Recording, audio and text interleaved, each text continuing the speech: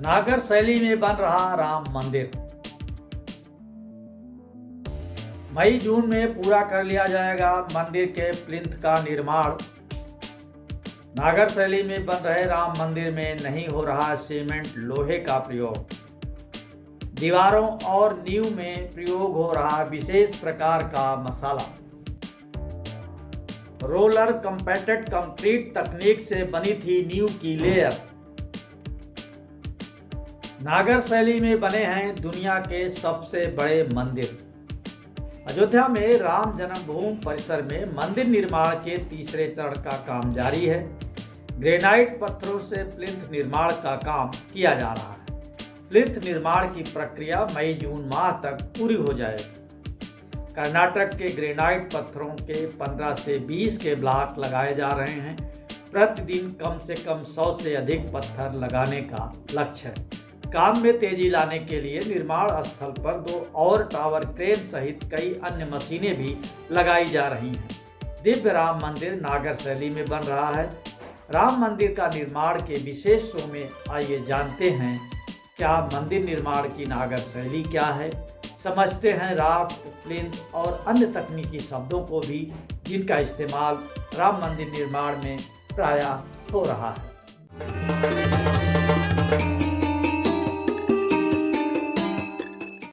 नागर शैली में बन रहा राम मंदिर। अयोध्या के भव्य राम मंदिर का नक्शा उत्तर भारत की नागर शैली पर बना है। नागर शैली उत्तर भारतीय हिंदू स्थापत्य कला की 3 में से एक प्रमुख शैली है। वास्तुशास्त्र के अनुसार नागर शैली के मंदिरों की पहचान आधार से लेकर सर्वोच्च अंश तक इसका चतुष्कोण होना है। नागर शैली की 2 बड़ी विशेषताएं हैं। इसकी विशिष्ट योजना और विमान।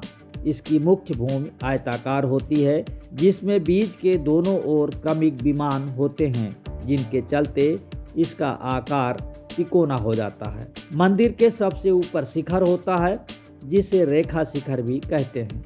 मंदिर में 2 भवन भी होते हैं, एक गर्भगृह और दूसरा मंडप। गर्भगृह ऊंचा होता है और मंडप छोटा होता है। गर्भगृह के ऊपर एक घंटाकार संरचना होती है जिससे मंदिर की ऊंचाई बढ़ जाती है। राम मंदिर कमोवेश इसी तरह से ही बनकर तैयार होगा। नागर शैली के राम मंदिर में होंगे प्रमुख 4 कक्ष। अमूमन नागर शैली के मंदिरों में 4 कक्ष होते हैं: गर्भगृह, जगमोहन, नाट्य मंदिर और भोग मंदिर। प्रारंभिक नागर शैली के मंदिरों में स्तंभ नहीं होते थे, लेकिन धीरे धीरे इसमें बदलाव हुआ। तमाम मंदिरों के बनावट में भी बदलाव देखने को मिले। स्थानीय विविधताओं का मिश्रण भी कुछ मंदिरों में देखने को मिलता है। अयोध्या के राम मंदिर में गर्भगृह के अलावा मंदिर परिसर में प्रार्थना कक्ष होगा, एक राम कथा कुंज यानी व्याख्यान कक्ष, एक वैदिक पाठशाला जिसे शैक्षिक सुविधा केंद्र कहा जाएगा, एक संत निवास और एक यत निवास यानी आगंतुकों के लिए भी एक छात्रावास होगा। इसके अलावा संग्रहालय और अन्य सुविधाएं, कैफेटेरिया आदि भी होगा। एक बार पूरा होने के बाद मंदिर परिसर दुनिया का तीसरा सबसे बड़ा हिंदू मंदिर होगा। राम मंदिर में नहीं होगा लोहे का इस्तेमाल।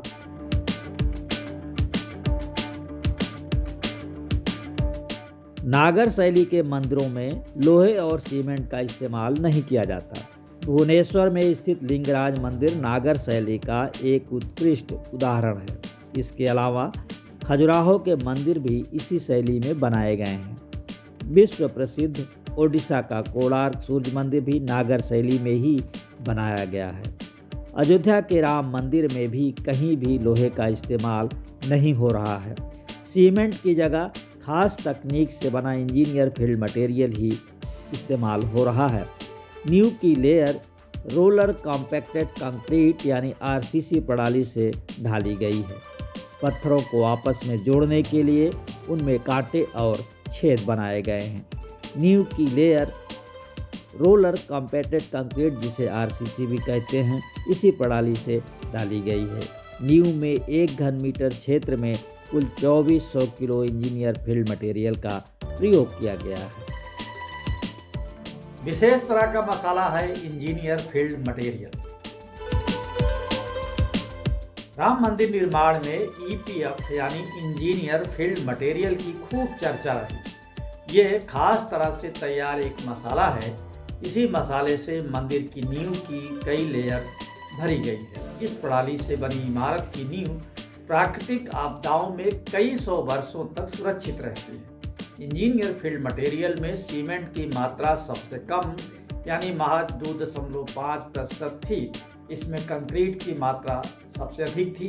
एक फीट की मोटी लेयर बिछाकर उसे रोलर के जरिए कंपैक्ट किया गया।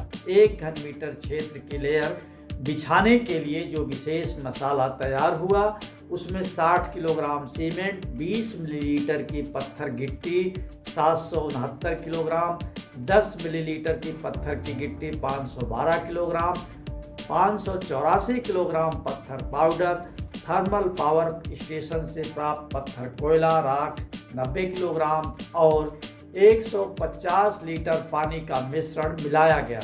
इससे जो मसाला तैयार हुआ वो करीब 2408 किलोग्राम इंजीनियर फील्ड मटेरियल यानी ईपीएम बनकर के तैयार हुआ।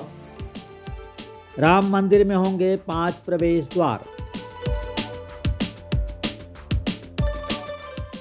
राम मंदिर 128 फीट ऊंचा होगा और इसकी चौड़ाई 140 फीट व लंबाई 270 फीट होगी। राम मंदिर में 5 प्रवेश द्वार होंगे: सिंह द्वार, नृत्य मंडप, रंग मंडप, पूजा कक्ष और गर्भगृह। रामलला की मूर्ति भूतल पर ही विराजमान होगी। डिजाइन के अनुसार 69 एकड़ का ये प्लान है। मंदिर में 106 स्तंभ लगने हैं। भूतल के स्तंभ 16.5 फीट ऊंचे होंगे। स्तंभों के ऊपर 3 फीट मोटे पत्थर की बीम और 1 फीट मोटे पत्थर की छत होगी। समुद्र तल से राम मंदिर की नींव 107 मीटर की ऊंचाई पर तैयार की गई है। पूरे मंदिर के निर्माण में करीब 1.75 लाख घन फुट पत्थर की आवश्यकता होगी। नींव लगभग 12,000 स्क्वायर फीट क्षेत्र में बनाई गई है, जिसमें कुल 40-50 परत बिछाई गई है। राख और प्लिंथ पर टिका होगा मजबूत राम मंदिर। राम मंदिर की नींव जमीन से 50 फीट नीचे से 48 लेयर में ढाली गई है। इसे 5-5 फीट की मजबूत लेयर को ही राफ्ट कहा गया है। इसकी ढलाई उच्च कोट के इंजीनियर फील्ड मटेरियल से की गई है। राफ्टिंग में कंक्रीट, विशेष किस्म का सीमेंट, पत्थरों का पाउडर आदि के मिश्रण का प्रयोग हुआ है। नींव निर्माण के तीसरे चरण में प्लिंथ यानी चबूतरे का निर्माण किया जा रहा है। 24 जनवरी से शुरू हुए चबूतरे को मजबूत ग्रेनाइट पत्थर से बनाया जा रहा है। प्लिंथ पर ही मंदिर भवन के लिए आधार का काम करने वाले चबूतरे पर मंदिर के मुख्य ढांचे का निर्माण किया जाएगा। इस पर गर्भगृह बनाया जाएगा। गर्भगृह में रामलला की आकर्षक मूर्ति स्थापित की जाएगी।